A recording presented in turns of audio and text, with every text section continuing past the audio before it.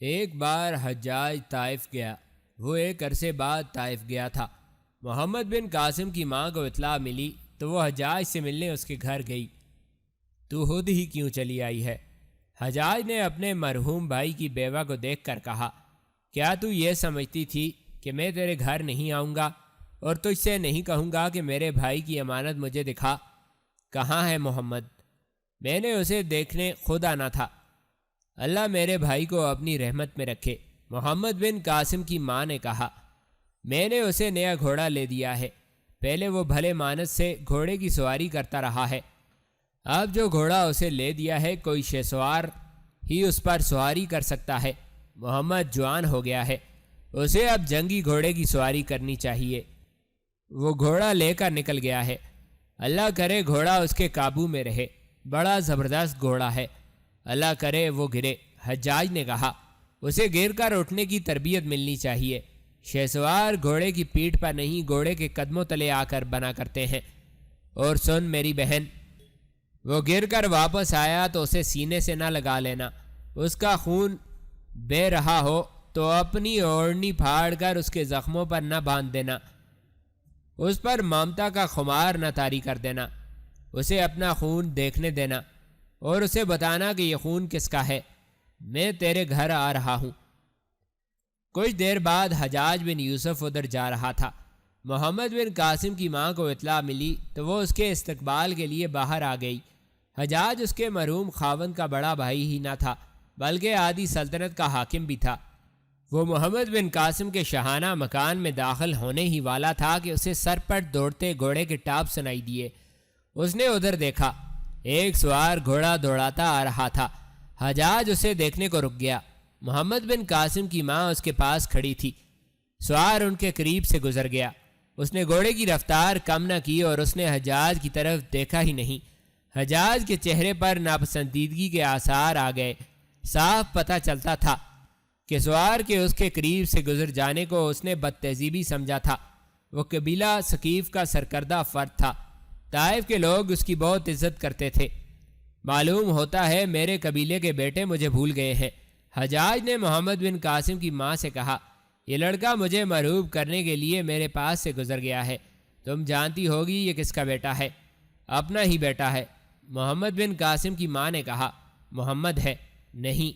حجاج نے حیرت سے کہا، ہمارا بیٹا اتنا بڑا نہیں ہو سکتا، محمد کو تو میں چھوٹا سا چھوڑ کر گیا تھا۔ کچھ دور جا کر محمد بن قاسم نے گھوڑا موڑا اور واپس اسی رفتار سے آیا۔ گھوڑا اتنا تیز تھا کہ اس نے اب پھر آگے نکل جانا تھا، لیکن حجاج اور اپنی ماں کے قریب آ کر محمد بن قاسم نے گھوڑا روک لیا۔ وہ گھوڑے سے کودا اور حجاج کی طرف دوڑا۔ حجاج نے اسے گلے لگا لیا۔ گھوڑا اچھا ہے، حجاج بن یوسف نے کہا، اور سوار اس سے زیادہ اچھا ہے۔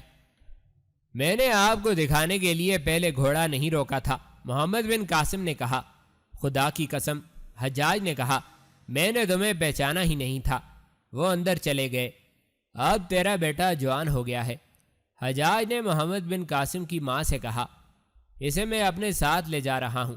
محمد بن قاسم کی ماں کی آنکھوں میں آنسو تیرنے لگے۔ محمد بن قاسم کی عمر ابھی 16 سال نہیں ہوئی تھی۔ ماں کی نظروں میں وہ ابھی بچہ تھا، لیکن ذہن اور جسم کے لحاظ سے وہ جوان ہو گیا تھا۔ عزیز بہن، حجاج نے کہا، تجھے یہ امانت قوم کے حوالے کرنی ہی پڑے گی۔ محمد تیرا نہیں، اسلام کا بیٹا ہے، اسے اپنے باپ کی جگہ لینی ہے، اسے اور زیادہ اوپر اٹھنا ہے، اسے عالم اسلام کا چمکتا ہوا ستارہ بننا ہے۔ میں بھی ایسے ہی خواب دیکھ رہی ہوں، ماں نے کہا۔ میں نے اپنے آپ کو اس روز کے لیے تیار کر رکھا ہے جس روز میرا لخت جگر مجھ سے ہمیشہ کے لیے جدا ہو جائے گا۔ میں اسے اپنے ساتھ بصرہ لے جاؤں گا۔ حجاج نے کہا، اس کی عسکری تربیت اور دوسری تعلیم مکمل ہو چکی ہے، اسے اب عملی زندگی میں ڈالنا ہے اور اسے عمرا کی محفلوں میں لے جانا ہے اور اسے جنگی مشقوں میں شامل کرنا ہے۔ حجاج کا صدر مقام بصرہ تھا، اس کا مکان ایک محل تھا اور یہ بادشاہوں کے محلات جیسا تھا۔ حجاج کی ایک ہی بیٹی تھی جس کا نام لبنہ تھا۔ حجاج اب طائف گیا تو لبنہ بصرہ میں رہی۔ وہ کم سن تھی۔ رات کو اس کے کمرے کی ایک بند کھڑکی پر باہر سے ہلکی سی دستک ہوئی۔ وہ اس دستک کے انتظار میں تھی۔ وہ سو گئی تھی، لیکن اس ہلکی سی دستک پر بھی اس کی آنکھ کھل گئی۔ اس نے کھڑکی کھولی اور باہر کو جھکی۔ اس نے کھڑکی میں سے نکلنے کے لیے پاؤں کھڑکی میں رکھے۔ باہر سے دو مردانہ ہاتھ آگے بڑھے۔ اس نے اپنے حسین جسم کا بوجھ ان ہاتھوں پر ڈال دیا اور ان ہاتھوں نے اسے اٹھا کر باہر کھڑا کر دیا۔ پھر ان ہاتھوں نے اسے سمیٹ کر بازوؤں میں جکڑ لیا۔ یہاں سے چلے چلو، لڑکی نے کہا۔ دروازہ اندر سے بند ہے، کھڑکی بند کر دو سلمان نے کھڑکی کو بند کر دیا اور وہ دونوں محل کے باغ میں چلے گئے۔ سلمان اس وقت کے خلیفہ ولید بن عبد الملک کا چھوٹا بھائی تھا۔ اس کی عمر 16-17 سال تھی۔ لبنہ کی عمر بھی اتنی ہی تھی۔ دونوں ایک ہی مدرسے میں پڑھتے رہے تھے۔ بچپن میں ہی لبنہ سلمان کے دل میں گھر کر گئی تھی۔ جوانی میں داخل ہوئے تو ان کی ملاقاتوں پر پابندی عائد ہو گئی۔ دونوں شاہی خاندان کے تھے۔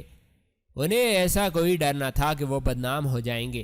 روایات ایسی تھیں جو انہیں کھلے بندوں ملنے سے روکتی تھیں، اور ایک وجہ یہ بھی تھی، لبنہ اپنے باپ حجاج سے ڈرتی تھی۔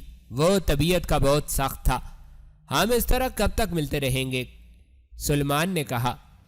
میں بھائی سے کہہ دوں کہ ہماری شادی کرا دے؟ تمہارے بھائی تو شاید مان جائیں گے۔ میں یہ نہیں بتا سکتی کہ میرے ابا مانیں گے یا نہیں۔ کیا وہ امیر المومنین کے بھائی کو اپنی بیٹی دینے سے انکار کر دیں گے؟ سلمان نے پوچھا۔ کیا تم انہیں نہیں جانتے؟ وہ اپنے فیصلے خود کیا کرتے ہیں۔ انہوں نے خلیفہ کا رعب کبھی قبول نہیں کیا۔ اگر انہوں نے تمہارے لیے کوئی اور آدمی منتخب کر لیا تو کیا کرو گی؟ ان کے حکم کی تعمیل کروں گی۔ کیا تمہیں افسوس نہیں ہوگا کہ تم امیر المومنین کے بھائی کی بیوی نہ بن سکیں؟ سلمان نے کہا۔ تم جو فخر میری بیوی بن کر سکو گی وہ کسی اور سے تمہیں حاصل نہیں ہوگا۔ سلیمان، لبنہ نے کہا، ہم بچپن میں ایک دوسرے کو چاہتے تھے۔ اس وقت تم امیر المومنین کے بیٹے تھے، لیکن میں نے تمہیں اس لیے نہیں چاہا تھا کہ تم شہزادے ہو۔ تم میرے دل کو اچھے لگے تھے۔ اگر تم گڈریے کے بیٹے ہوتے تو بھی میں تمہیں شہزادہ سمجھتی۔ اس وقت تم نے بھی نہیں سوچا ہوگا کہ میں کس کی بیٹی ہوں۔ یہ تو میں آج بھی نہیں سوچ رہا کہ تم حاکم اعلیٰ کی بیٹی ہو، سلمان نے کہا، لیکن تم یہ ضرور سوچ رہے ہو کہ تم امیر المومنین کے بھائی ہو، اور تمہاری اس حیثیت کی وجہ سے مجھے تم پر فخر کرنا چاہیے۔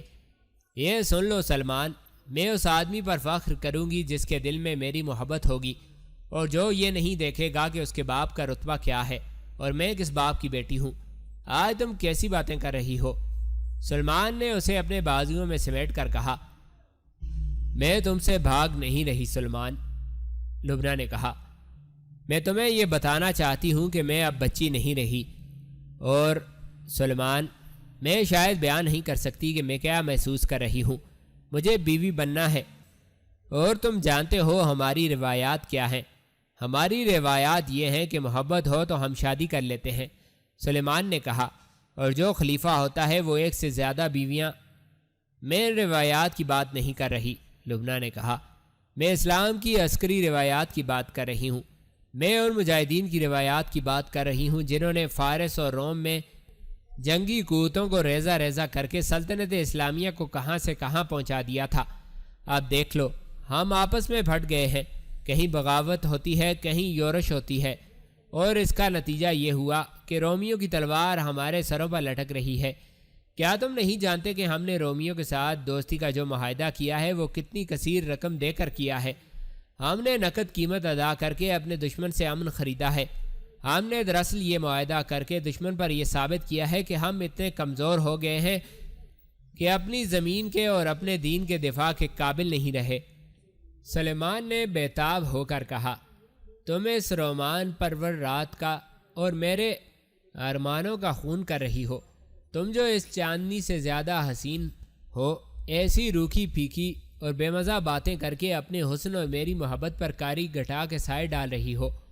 تم کیا سمجھتی ہو کہ جو باتیں تم نے کہی ہیں وہ مجھے معلوم نہیں؟ اور کیا تم نہیں جانتی کہ میں اپنے بھائی کی وفات کے بعد مسند خلافت پر بیٹھوں گا؟ میں جا رہی ہوں۔ لبنہ اٹھ کھڑی ہوئی اور بولی، مجھے اب جانا چاہیے، ماں کو پتہ چل گیا تو۔ وہ اپنے کمرے میں سو رہی ہے۔ سلیمان نے کہا، کیا ہو گیا ہے تمہیں؟ تم نے پہلے کبھی ایسا نہیں کیا تھا۔ وہ بھی اٹھ کھڑا ہوا۔ لبنہ چل پڑی، سلمان اس کے پیچھے آیا۔ کیا تم میری محبت کو ٹھکرا کر جا رہی ہو؟ سلمان نے پوچھا۔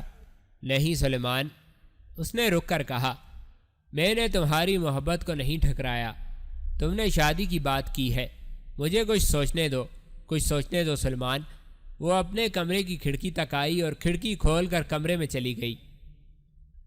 2-4 روز بعد حجاج بن یوسف طائف سے واپس آ گیا۔ اس کی سواری محل میں داخل ہوئی تو لبنہ دوڑتی ہوئی باہر نکلی۔ حجاج گھوڑا گاڑی سے اترا تو لبنہ اس کے گلے لگ گئی۔ باپ نے بیٹی کو اپنے سینے کے ساتھ چپکا لیا۔ لبنہ کا منہ گھوڑا گاڑی کی طرف تھا۔ اس سے ایک دراز قد گٹھے ہوئے جسم کا نوجوان اترا۔ اس کا چہرہ مردانہ حسن کا شاہکار تھا اور اس کے چہرے پر وقار تھا۔ لبنہ نے اپنے باپ کے گرد بازو بڑی سختی سے لپیٹ رکھے تھے۔ اس کے بازو ڈھیلے پڑ گئے اور اس کی نظریں اس نوجوان پر جم گئیں۔ آگے آؤ محمد، حجاج نے اس نوجوان سے کہا، یہ ہے ہماری بیٹی لبنہ، اور دیکھو بیٹی، یہ تمہارا چچا زاد ہے محمد بن قاسم، تم نے اسے پہلی بار دیکھا ہے، یہ میرے بھائی کی یادگار ہے، کچھ عرصہ ہمارے ساتھ رہے گا۔ محمد بن قاسم اپنے چچا حجاج بن یوسف کے محل میں رہنے لگا۔ لبنہ اسے دیکھتی رہتی اور کبھی ایک آدھ بات کر لیتی۔ اس نے شرم و حجاب کا دامن نہ چھوڑا۔ ایک شام محمد بن قاسم باغ میں ٹہل رہا تھا۔ اسے باغ کا ایک گوشہ اچھا لگا۔ 2 درخت تھے جن پر گھنی بیلیں چڑھی ہوئی تھیں۔ یہ پھولدار بیلیں تھیں۔ بہار کا موسم تھا، پھول کھلے ہوئے تھے۔ بیلوں نے چھت سی بنا رکھی تھی۔ محمد بن قاسم کو یہ جگہ بڑی اچھی لگی۔ وہ اس کے اندر جا کر بیٹھ گیا۔ لبنہ نے اسے دیکھ لیا اور وہ بھی ٹہلتی ٹہلتی وہاں پہنچ گئی۔ چھپ کے کیوں بیٹھ گئے ہو محمد؟ لبنہ نے اس سے پوچھا۔ پھولوں کی یہ چھت اور پھولوں کی یہ دیواریں اچھی لگیں تو بیٹھ گیا۔ محمد بن قاسم نے کہا، میں بھی بیٹھ جاؤں؟ لبنہ نے پوچھا۔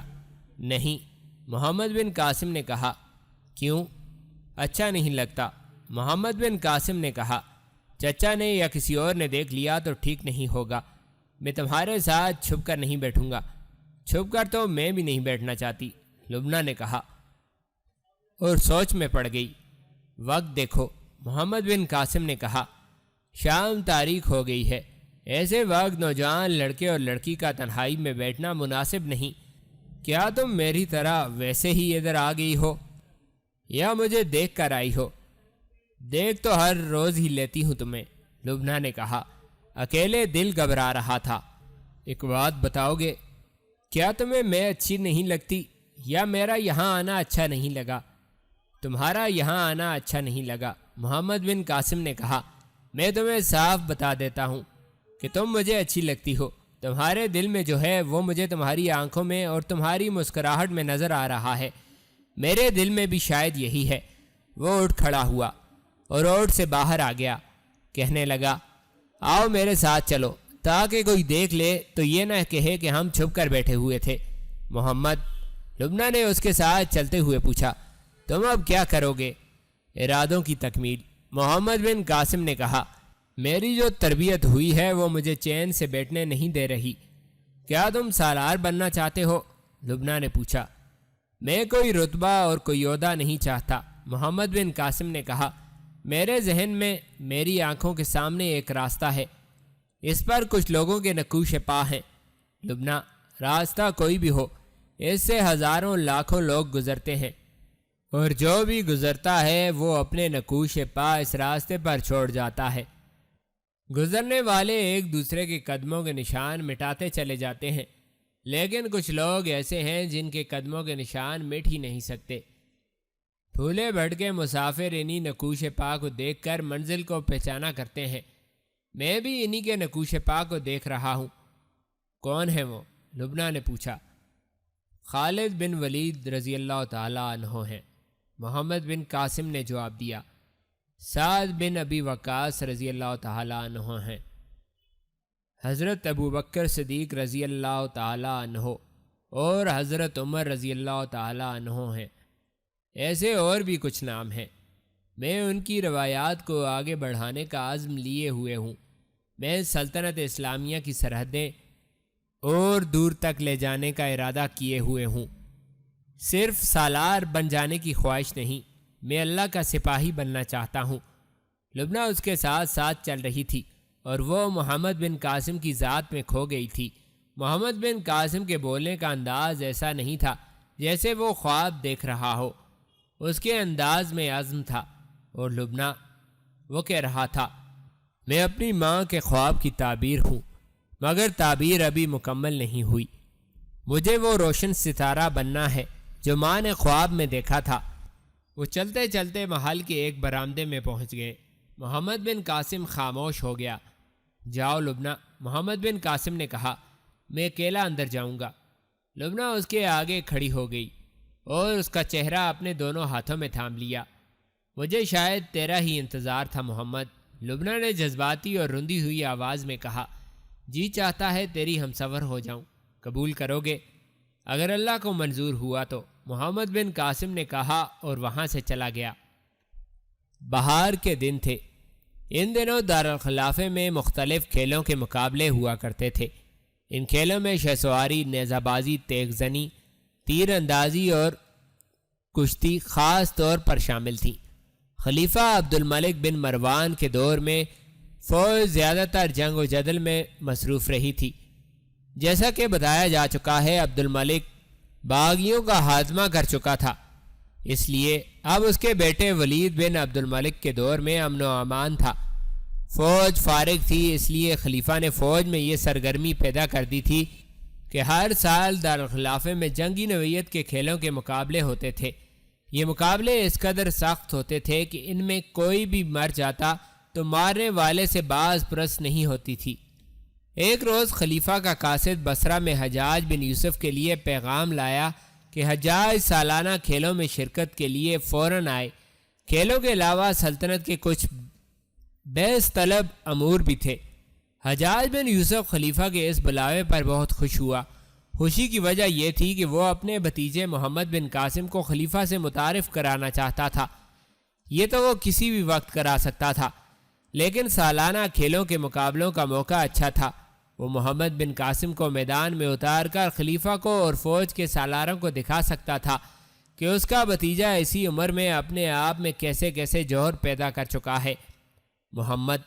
اس نے محمد بن قاسم سے کہا، میں نہیں جانتا کہ تیغ زنی، شہ سواری اور بغیر ہتھیار لڑائی میں تمہیں کتنی کچھ مہارت حاصل ہوئی ہے۔ یہ موقع اچھا ہے، میں تمہیں اس مقابلے میں شامل کروں تو مجھے شرمسار تو نہیں ہونا پڑے گا۔ ہار جیت اللہ کے اختیار میں ہے چچا جان، محمد بن قاسم نے کہا۔ میں بڑی نہیں ہانکوں گا، میدان میں ضرور اتروں گا، چلنے کی تیاری کرو، حجاج نے کہا۔ میں بھی چلوں گی، لبنہ نے کہا۔ آپ مجھے کبھی بھی مقابلے دکھانے نہیں لے گئے۔ حجاج بن یوسف اکلوتی بیٹی کو مایوس نہیں کر سکتا تھا، اسے بھی اس نے ساتھ لے لیا۔ حجاج بن یوسف محمد بن قاسم اور لبنہ کے ساتھ دارالخلافہ پہنچا۔ اس نے محمد بن قاسم کو خلیفہ کے سامنے پیش کیا اور بتایا کہ یہ کون ہے۔ خدا کی قسم ابن قاسم، خلیفہ نے کہا، تیرے باپ کو ہمارا خاندان کبھی نہیں بلا سکتا۔ اس نے ہماری خلافت کی آبرو پر جان قربان کی تھی۔ وہ بہادر تھا، وفادار تھا۔ ہم امید رکھیں گے کہ تو بھی اپنے باپ کے نقش قدم پر چلے گا۔ ابن یوسف، خلیفہ نے حجاج سے کہا، اپنے بھتیجے کو کسی مقابلے میں اتارو گے؟ اسی لیے تو اسے ساتھ لایا ہوں امیر المومنین، حجاج نے کہا۔ میں بھی دیکھنا چاہتا ہوں کہ یہ کسی قابل ہوا ہے یا نہیں۔ اگر ہوا تو ہم اسے اس کے باپ کی جگہ دیں گے، خلیفہ نے کہا۔ حجاج بن یوسف حاکم اعلیٰ تھا، اس کا عہدہ اور اس کے اختیارات آج کے گورنر سے زیادہ تھے۔ اس عہدے کے مطابق خلیفہ نے اسے اپنے محل میں ٹھہرایا۔ محمد بن قاسم کو بھی محل میں ہی جگہ دی گئی اور لبنہ کو بیگمات میں بھیج دیا گیا۔ اسی محل میں خلیفہ کا چھوٹا بھائی سلمان بن عبد الملک رہتا تھا۔ لبنہ کو دیکھ کر وہ بہت خوش ہوا۔ اس نے اپنی خادمہ سے کہا کہ لبنہ کو بلا لائے۔ خادمہ نے آ کر بتایا کہ لبنہ حجاج بن یوسف کے بھتیجے کے کمرے میں ہے، وہ جہاں کہیں ہے اسے لے آؤ۔ سلیمان نے کہا، اسے کہو سلیمان تمہیں یاد کر رہا ہے۔ خادمہ چلی گئی اور جواب لائی کہ وہ ابھی نہیں آئے گی۔ کہاں تھی وہ؟ سلیمان نے پوچھا۔ کیا کر رہی تھی؟ حاکم اعلیٰ کے بھتیجے کے پاس بیٹھی ہے۔ خادمہ نے جواب دیا، اس کے ساتھ ہنس ہنس کر باتیں کر رہی ہے۔ حجاج کے بھتیجے نے بھی کچھ کہا ہوگا۔ سلیمان نے کہا، اس نے مجھے کہا تھا پھر اس کمرے میں نہ آنا۔ خادمہ نے کہا۔ سلیمان غصے سے لال پیلا ہونے لگا۔ اسی شام کا واقعہ ہے۔ لبنہ محل کے باغ کے ایک گوشے میں چلی گئی۔ وہاں رنگا رنگ پھول تھے۔ وہ باغ کا بہت ہی خوبصورت حصہ تھا۔ لبنہ کو اچھا لگا تھا، اسی لیے وہاں چلی گئی تھی۔ اسے وہاں ٹہلتے ہوئے ابھی تھوڑا سا وقت ہی گزرا تھا کہ پیچھے سے کسی نے آ کر دونوں ہاتھ اس کی آنکھوں پر رکھ دیے۔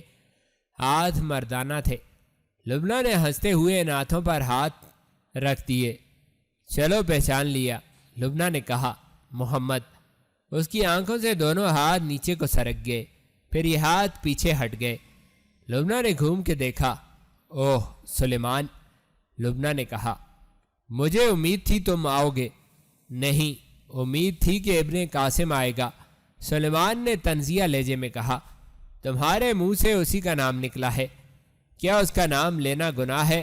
لبنہ نے کہا۔ لیکن کسی کو دھوکے میں رکھنا گناہ کبیرہ ہے، سلیمان نے کہا۔ مجھے دھوکے میں نہ رکھو، تمہیں میرے اور ابن قاسم کے درمیان فیصلہ کرنا ہوگا، فیصلہ سوچ سمجھ کر کرنا۔ میں نے خلیفہ بننا ہے اور ابن قاسم میرا ملازم ہوگا۔ میں اسے سالار سے سپاہی بنا سکتا ہوں، اسے بکاری بنا سکتا ہوں۔ کیا دیکھا ہے تم نے اس میں جو مجھ میں نہیں؟ اس کی محبت میں دھونس نہیں، لبنہ نے کہا۔ میں اسے اس وقت بھی چاہوں گی جب وہ سالار ہوگا، اور جب وہ سپاہی ہوگا تو میں اسے پہلے سے زیادہ چاہوں گی، اور جب تم اسے بھکاری بنا دو گے تو میں اسے کسی کے آگے ہاتھ پھیلانے نہیں دوں گی۔ میری محبت عہدوں اور رتبوں کی پابند نہیں۔ لبنہ وہاں سے چل پڑی۔ سلیمان اس کے پیچھے لپکا اور اس کا بازو پکڑ لیا۔ اب وہ محبت کی بھیک مانگنے لگا۔ لبنہ کو بچپن کی محبت یاد دلانے لگا۔ لبنہ وہاں رکنا نہیں چاہتی تھی اور سلیمان اسے جانے نہیں دے رہا تھا، لپک لپک کر اسے پکڑتا تھا۔ سلیمان، ایک بھاری بھرکم سی آواز آئی۔ سلیمان اور لبنہ نے ادھر دیکھا۔ پھولوں کے پیچھے حجاج بن یوسف کھڑا تھا۔ اچھا ہوا کہ میں نے خود دیکھا ہے، حجاج نے کہا، اور میں نے اپنے کانوں سے سنا ہے جو تم نے کہا اور جو میری بیٹی نے کہا۔ میرے عزیز، جوانی اندھی ہوتی ہے، میں تمہیں کچھ نہیں کہوں گا، صرف یہ کہوں گا کہ میں اپنی بیٹی کا ہاتھ تمہارے ہاتھ میں نہیں دے سکتا۔ یہ فیصلہ میرا ہوگا، میری بیٹی کا نہیں۔ تم جانتے ہو تمہاری ہی عمر کا میرا اپنا بھتیجا ہے، وہ میرے بھائی کی نشانی ہے، محمد بن قاسم۔ میری بیٹی اس کی بیوی بنے گی۔ لبنہ سر جھکائے کھڑی تھی۔ حجاج نے اسے اپنے ساتھ لیا اور چلا گیا۔ سلیمان وہیں کھڑا انہیں دیکھتا رہا۔ اس کے چہرے پر جو تاثر آ گیا تھا وہ بتا رہا تھا کہ اس نوجوان کا خون ابل رہا ہے اور وہ سوچ رہا ہے کہ اس لڑکی کو کس طرح حاصل کرے اور حجاج اور محمد بن قاسم کو نیچا دکھائے۔ 2 دنوں بعد یوں لگتا تھا جیسے تمام تر عرب کے لوگ اس شہر میں اکٹھے ہو گئے ہوں۔ باہر سے آئے ہوئے لوگوں نے میدانوں میں خیمے گاڑ لیے تھے۔ جدھر نگاہ جاتی تھی انسان، گھوڑے اور اونٹ نظر آتے تھے۔ شہر کی گلیوں اور بازاروں میں چلنے کا راستہ نہیں ملتا تھا۔ بہت ہی وسیع اور عریض میدان تھا۔ انسانوں، گھوڑوں اور اونٹوں کا یہ سمندر اس میدان کے ارد گرد سمٹ آیا تھا۔ ایک طرف ایک لمبا چبوترا بنا ہوا تھا، اس پر شامیانے لگے تھے، ان کے نیچے کرسیاں رکھی تھیں۔ سب سے آگے ایک شاہانہ کرسی تھی جس پر خلیفہ ولید بن عبد الملک بیٹھا تھا۔ اس کے دائیں اور بائیں اس کی بیگمات بیٹھی تھیں۔ ان کے ساتھ حجاج بن یوسف بیٹھا تھا، اس کے ساتھ اس کی بیٹی لبنہ بیٹھی تھی۔ باقی کرسیوں پر سالار اور شہری انتظامیہ کے حاکم بیٹھے تھے، ان میں مختلف قبیلوں کے سردار بھی تھے۔ ہزارہ تماشائی میدان کے ارد گرد زمین پر بیٹھے یا کھڑے تھے۔ اونٹوں اور گھوڑوں پر بھی آدمی بیٹھے ہوئے تھے۔ خلیفہ کے اشارے پر سالانہ مقابلوں کا سلسلہ شروع ہو گیا۔ فوج کے دستوں کے آدمی باری باری آتے، اپنے مد مقابل کو للکارتے اور اس طرح تیغ زنی، شہ سواری وغیرہ کے مقابلے ہو رہے تھے۔ تلواروں سے لڑنے والوں کے ہاتھوں میں تلواریں تھیں اور ڈھالیں بھی۔ زیادہ تر ڈھالیں چمڑے کی بنی ہوئی تھیں۔ تیغ زنی میں کئی آدمی بری طرح زخمی ہوئے۔ شہسواری کے مقابلے بھی دلچسپ تھے۔ ہر سوار اپنے کرتب دکھاتا گزر جاتا تھا۔ پھر سواروں کی لڑائی کے مقابلے ہوئے۔ محمد بن قاسم نہ چبوترے پر کرسیوں پر بیٹھے ہوئے مہمانوں میں تھا، نہ دوسرے تماشائیوں میں۔ سلیمان بھی کہیں نظر نہیں آ رہا تھا۔ تماشائیوں کا داد و تحسین کا شور اتنا زیادہ تھا کہ اپنی آواز بھی نہیں سنائی دیتی تھی۔ میدان میں دوڑتے گھوڑے اور اونٹ اتنی گرد اڑا رہے تھے کہ اس میں وہ چھپ جاتے تھے۔ میدان خالی کر دو، ایک اعلان سنائی دیا، میدان میں کوئی نہ رہے۔ یہ اعلان بار بار ہوا تو میدان خالی ہو گیا۔ گرد کم ہوتے ہوتے ختم ہو گئی۔ ایک طرف سے ایک گھوڑا نکلا، اس پر مخمل کی چادر پڑی ہوئی تھی جو گھوڑے کی گردن سے دم تک گئی ہوئی تھی اور دائیں بائیں رکابوں سے ذرا نیچے تک لٹک رہی تھی۔ اس کا رنگ گہرا سبز تھا۔ یہ جنگی گھوڑا تھا جس کے قدموں تلے زمین ہلتی محسوس ہوتی تھی۔ اس کی پیٹھ پر ایک نوجوان سوار بیٹھا تھا۔ اس کے سر پر لوہے کی خود تھی۔ اس کے ہاتھ میں برچی تھی، لیکن اس کے آگے انی نہیں تھی۔ انی کی جگہ گولا سا بنا ہوا تھا جس پر چمڑا چڑھا ہوا تھا۔ سوار کی کمر سے تلوار لٹک رہی تھی۔ گھوڑا میدان میں ایک چکر میں پھرا۔ اس سوار کا تعلق شاہی خاندان سے لگتا تھا۔ کیا طائف کا کوئی سوار میرے مقابلے میں آنے کی جرت کرے گا؟ سوار نے بلند آواز میں للکار کر کہا۔ یہ گھڑ سوار خلیفہ کا چھوٹا بھائی سلمان بن عبد الملک تھا۔ اس نے طائف کا نام خاص طور پر لیا تھا۔ اس نے دراصل محمد بن قاسم کو للکارا تھا جو طائف کا رہنے والا تھا۔ تماشائیوں میں سے ایک گھوڑا نکلا۔ یہ گھوڑا بھی اعلیٰ نسل کا جنگی گھوڑا تھا اور اس کا سوار بھی نوجوان تھا۔ اس کے ہاتھ میں برچی تھی اور کمر سے تلوار لٹک رہی تھی۔ ابن عبد الملک، یہ سوار للکارا، طائف کے قاسم بن یوسف کا بیٹا تیرے مقابلے میں آیا ہے۔ دونوں دور جا کر آمنے سامنے ہوئے، ایک دوسرے کی طرف سر پر دوڑے۔ دونوں نے گولوں والی برچیاں ایک دوسرے کی طرف آگے کر لیں۔ برچی مار کر مد مقابل کو گھوڑے سے گرانا تھا۔ قریب آ کر سلمان نے برچی ماری۔ محمد بن قاسم وار بچا گیا۔ دور جا کر گھوڑے پیچھے کو مڑے اور ایک دوسرے کی طرف دوڑے۔ تماشائیوں پر سناٹا طاری تھا، کیونکہ وہ جانتے تھے کہ ان سواروں میں ایک امیر المومنین کا بھائی ہے، دوسرے کو ابھی عام لوگ نہیں جانتے تھے۔ اب محمد بن قاسم نے رکابوں میں کھڑے ہو کر برچی ماری۔ سلمان نے بچنے کی کوشش کی، لیکن برچی اس کے پیٹ پر لگی اور وہ گھوڑے سے گرنے لگا۔ اس نے سنبھلنے کی بہت کوشش کی، لیکن سنبھل نہ سکا اور گھوڑے سے کود گیا۔ برچی سے وہ زخمی نہیں ہوا تھا، کیونکہ برچی کے آگے چمڑے کا گولا تھا۔ یہ مقابلہ ابھی ختم نہیں ہوا تھا، ابھی تلواروں کی لڑائی باقی تھی۔ محمد بن قاسم گھوڑے سے اتر آیا اور تلوار نکال لی۔ ادھر سے سلمان تلوار نیام سے نکال کر آیا۔ قریب آ کر دونوں کی تلواریں ٹکرانے لگیں۔ دونوں اس طرح پینترے بدلتے رہے اور ایک دوسرے کے وار تلواروں پر روکتے تھے کہ یہ مقابلہ ہار جیت کے بغیر ختم ہوتا نظر آتا تھا۔ ابن قاسم، سلیمان نے محمد بن قاسم سے کہا، ہار مان لے، اگر تو گر پڑا یا تیری تلوار گر پڑی تو میں تلوار تیرے سینے میں اتار دوں گا۔ سلیمان رکاوٹ کی آگ میں جلتا رہا۔ کھیل کھیل میں وہ محمد بن قاسم کو قتل کرنے پر تلا ہوا تھا۔ محمد بن قاسم نے کوئی جواب نہ دیا۔ اچانک محمد بن قاسم نے سلمان پر بڑی تیزی سے وار کرنے شروع کر دیے۔ سلمان کی گھبراہٹ صاف نظر آ رہی تھی۔ وہ اب وار صرف روک رہا تھا۔ محمد بن قاسم اسے وار کرنے کی مہلت نہیں دے رہا تھا۔ اس کا ایک وار ایسا پڑا کہ سلمان نے تلوار پر روک تو لیا، لیکن اس کے ہاتھ سے تلوار چھوٹ کر دور جا پڑی۔ وہ اپنی تلوار کی طرف گیا، لیکن محمد بن قاسم نے اسے تلوار نہ اٹھانے دی۔ سلمان خالی ہاتھ تھا۔ محمد بن قاسم نے ایک دو وار کیے تو سلمان پیچھے ہٹتے ہٹتے گر پڑا۔ محمد بن قاسم نے اپنا ایک پاؤں اس کے سینے پر رکھ کر تلوار کی نوک اس کی شہرک پر رکھ دی۔ ہاتھ روک لے محمد، حجاج نے گرج کر کہا۔ میں تجھے زندہ رہنے دیتا ہوں، محمد بن قاسم نے کہا۔ بنی ثقیف کی قسم، تو پھر کبھی طائف کی غیرت کو نہیں للکارے گا۔ میں زندہ رہا تو تیرے جیسا بدنصیب کوئی نہ ہوگا۔ سلیمان نے اٹھ کر کہا۔ سلمان بن عبد الملک کے یہ الفاظ محض کھوکھلی دھمکی نہ تھے، یہ اس کا عہد تھا، اور اس عہد نے ہندوستان کی تاریخ بدل ڈالی۔